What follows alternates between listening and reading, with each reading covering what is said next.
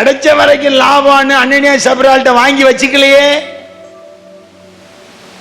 கிடைச்ச வரைக்கும் லாபம். உன் வீட வித்த நீ ஒரு பங்கு எடுத்துக்கிட்டா மீதி கொண்டு தர்ற.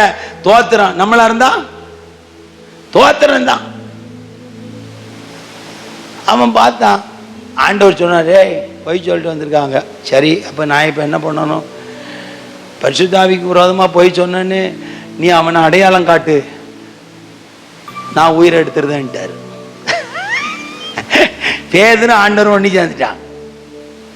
பேதுரு சொல்றான், இனி பரிசுத்தாவிக்கு விரோதமா பொய் சொன்னேன்னு சொன்ன உடனே மேல இருக்கிற ஒரு ஜீவன் எடுத்துட்டார்.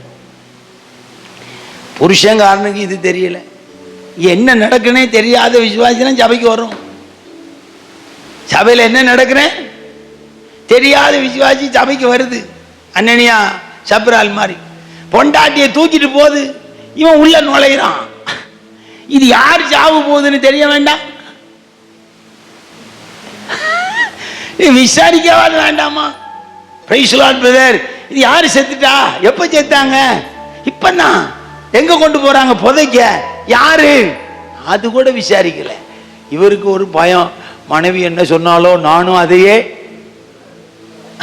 குடிகாரன் சொன்னதே சொல்லிட்டு இருப்பா. அது மாதிரி அனனியா சப்பிரால் என்ன சொன்னாலும் அதையே சொல்லணும்னு அவன் நினைச்சுக்கிட்டே வரான். அதனால மனைவி சாவு போது அது கூட அவனால சிந்திக்க முடியல. உள்ள வந்த உடனே அவன் அப்படிதான் கேட்கறான். பேதுரு என்ன? பேதுரு கேட்ட உடனே அந்த அம்மா அவன் அப்படிதான் சொல்றான். அடுத்த நிமிஷம் அவனையும் செத்துட்டான். சீர்திருத்த ஊழியத்தை கர்த்தர் அங்கதான் ஆரம்பிச்சார்.